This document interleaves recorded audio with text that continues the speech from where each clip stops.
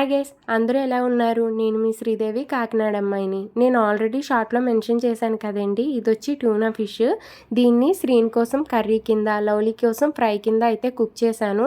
అయితే ఇక్కడ ఈ దాక స్టోరీ ఏంటంటే, ఈ దాకలో చారు పెడతానమాట లవ్లీ కోసం. నేను ప్రజెంట్ శ్రీను ఒక్కడికే కాబట్టి కర్రీ అనేది నేను ఈ దాకలో అయితే కుక్ చేస్తూ ఉన్నాను. ఇందులో ఏ ఇంగ్రీడియంట్స్ వేసినా మేము క్లోజప్లో తీస్తున్నాం కాబట్టి మీకు ఎక్కువగా కనిపిస్తూ ఉంటుంది. కానీ మేము యూజ్ చేసిన ఇంగ్రీడియంట్స్ చాలా తక్కువ క్వాంటిటీలోనేనమాట. ఇంకా ఇక్కడ వచ్చేసి నేను సరిపడా ఆయిల్ తీసుకుని అందులో ఒక మీడియం సైజు ఆనియన్ ముక్కలు, అలాగే 2 పచ్చిమిర్చి చీలికలు అయితే తీసుకున్నాను, కొంచెం కరివేపాకుని.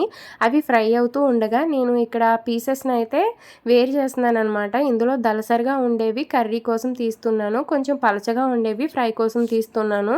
దలసరిగా ఉండేవి ఉడుకుతాయి కదా కాసేపు చేపల పులుసులో అని పక్కన పెట్టాను అనమాట. ఎక్కువసేపు ఫ్రై చేసుకోకూడదని కొంచెం పలచగా ఉన్నవైతే లవ్లీ కోసం తీసాను. ఇంకా ఇక్కడ ఆనియన్స్ అంతా కూడా బ్రౌనిష్ రెడ్ వచ్చేసిన తర్వాత నేను ఒక మీడియం సైజు టమాటా ప్యూరీని తీసుకున్నాను అనమాట. మిక్సీ చేసుకుని ఆ పేస్ట్ని కూడా ఇందులో అయితే యాడ్ చేసేసుకున్నాను. ఇందులో పచ్చి వాసన పోయేంత వరకు కూడా ఫ్రై చేసి ఆ తర్వాత ఇందులో సరిపడా సాల్ట్, కారం, ఇంకా పసుపునైతే యాడ్ చేసుకుని ఇంకొంచెం సేపు మళ్ళీ ఫ్రై అవ్వనిచ్చాను. ఆ తర్వాత నేను అప్పటికప్పుడు ఫ్రెష్గా అల్లం, జీలకర్ర, వెల్లుల్లి పేస్ట్ని అయితే గ్రైండ్ చేసుకున్నాను. అది కూడా ఒక స్పూన్ అయితే యాడ్ చేసేసి ఫ్రై చేశాను అనమాట. ఇది ఫ్రై అయిన తర్వాత ఏవైతే నేను తీసి పక్కన పెట్టిన ఫిష్ పీసెస్ ఉన్నాయో అవి ఇందులో యాడ్ చేసి కొంచెం ఒక 2 నిమిషాలని అటు ఇటుగా ఫ్రై చేసుకుని ఆ తర్వాత ఇందులో నేను ఆల్రెడీ చిన్న నిమ్మకాయ సైజ్ అంత చింతపండుని నానబెట్టి పక్కన పెట్టుకున్నాను. ఆ చింతపండు రసాన్ని అయితే ఇందులో యాడ్ చేసుకుని కొంచెం కొత్తిమీర అయితే వేసి కాసేపు ఉడకనిచ్చాను అనమాట. అంటే ఇంచుమించుగా ఒక 15 మినిట్స్ అనుకోండి, మీడియం ఫ్లేమ్లో పెట్టి అలా ఉడికించాను. ఏంటి అంటే ఈ ఫిష్ అనేది టమాటా వేసుకుంటే చాలా బాగుంటుంది అని చెప్పారంట మా డాడీ వాళ్ళ ఫ్రెండ్. అందుకోసం నేను టమాటాని యాడ్ చేశాను. ఒకవేళ మీకు టమాటా అనేది నచ్చకపోతే కనుక దాన్ని స్కిప్ చేసేయచ్చు. ఇదైతే నాకు అసలు చూస్తుంటే ఫిష్ పీస్ లాగే అనిపించట్లేదు, నాకైతే చికెన్లా అనిపిస్తుంది చూడ్డానికి దీని షేప్ అంతా కూడాని.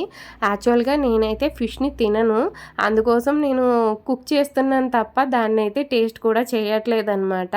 ఇంకొంచెం ఉడికితే సరిపోతుంది అని చెప్పి శ్రీనికి అయితే చెప్తున్నాను. కొంచెం కూర దగ్గర పడిన తర్వాత నేనైతే స్టవ్ ఆఫ్ చేసి పక్కన పెట్టేశాను. ఈ ఫిష్ని క్యాన్సర్ ఉన్న వాళ్ళు రెగ్యులర్గా తినడం వలన వాళ్ళకి చాలా యూజెస్ ఉన్నాయంటండి. అండ్ అలానే మన బ్రెయిన్ అనేది బాగా యాక్టివ్ అవుతుందంట. పైగా మన హార్ట్ అండ్ కళ్ళకి చాలా మంచిదంటండి. మనకి ఏమైనా చిన్న చిన్న కిడ్నీ ఇష్యూస్ ఉన్నా అవన్నీ కూడా క్యూర్ అవుతాయి. పైగా మన మజిల్ స్ట్రెంగ్త్ పెరుగుతుంది, అలాగే మన ఏదైతే ఇమ్యూనిటీ పవర్ ఉందో అది కూడా బాగా ఇంప్రూవ్ అవుతుందంట. ఇంత మంచి బెనిఫిట్స్ ఉన్న ఈ ఫిష్ని నేను కుక్ చేసేటప్పుడు స్టార్టింగ్లో మా మమ్మీ, అమ్మమ్మ కూడా వద్దు అన్నారు. ఏమి అంటే ఈ ఫిష్ని మన సైడ్ ఎవరూ తినరు, ఈ ఫిష్ని తింటే కాళ్ళు చేతులు పట్టేస్తాయి అని చెప్పారు. ఇంత మంచి హెల్త్ బెనిఫిట్స్ ఉన్న ఈ ఫిష్ని మన వాళ్ళు ఎందుకు అవాయిడ్ చేస్తున్నారో నాకైతే అర్థం కాలేదు. మన ప్లేస్లో కాకుండా అదర్ ప్లేసెస్లో అయితే ఈ టూనా ఫిష్కి చాలా మంచి డిమాండ్ ఉంది. అందుకేనేమో మేబీ ఎక్స్పోర్ట్ అనేది ఎక్కువ అవుతుంది. మనకి ఫిష్ అయితే బయట చాలా రేర్గా దొరుకుతుంది.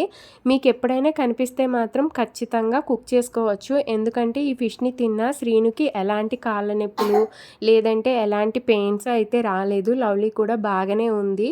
సో ఎవరైనా కనుక ఇలాంటి అపోహలు ఉంటే అదైతే క్లియర్ చేసేసుకోవచ్చు.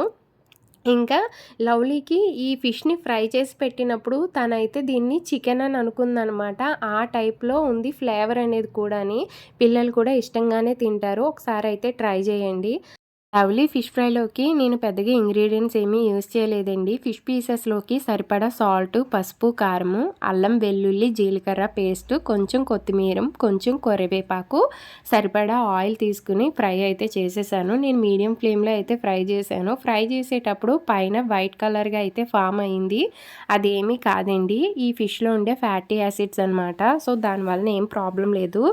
తప్పకుండా తినొచ్చు అందరూ కూడాని.